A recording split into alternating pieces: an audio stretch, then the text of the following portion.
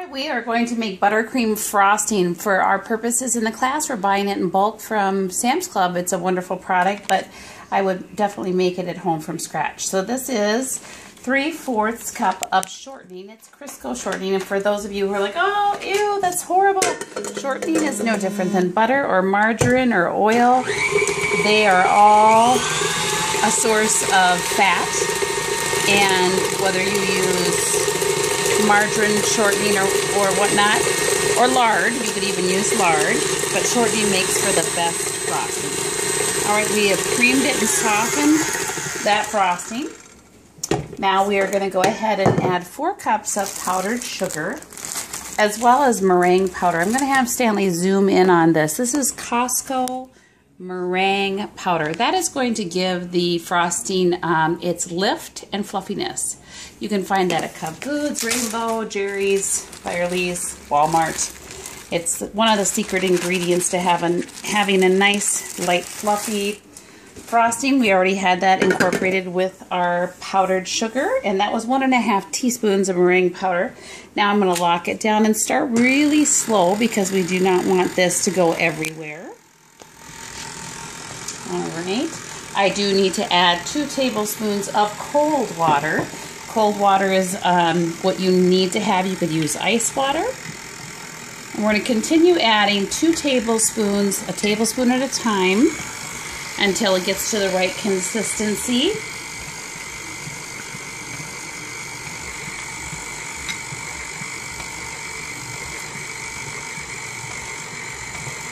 Okay.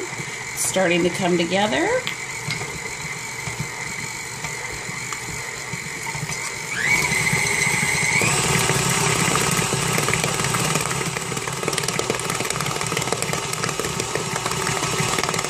Sounds nice.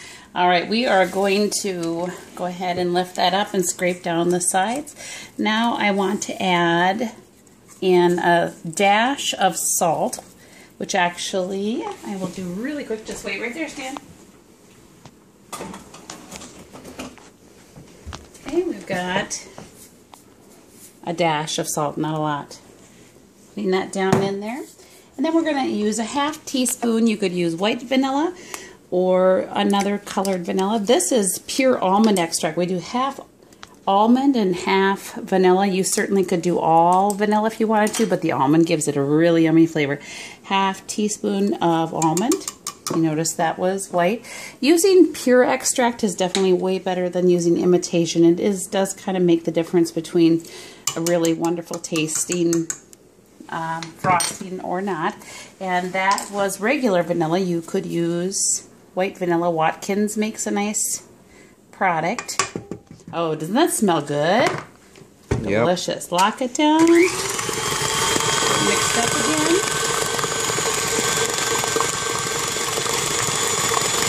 And that vanilla is going to turn it slightly more yellow. Okay. Now what I'm going to show you is how to colorize frosting. And this is a gel-based colorizing. You could use the drops, but this is better.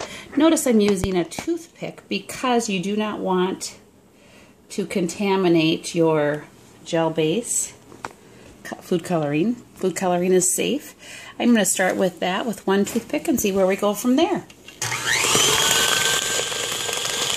Using a high quality product too always yields in results in a nicer product as well. For you, we will have your colors pre-done just so you can spend more time on colorizing and decorating and practicing your tips.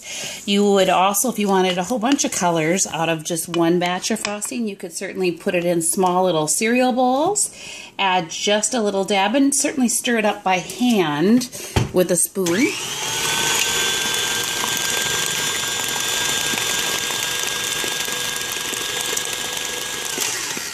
Voila, there's our color.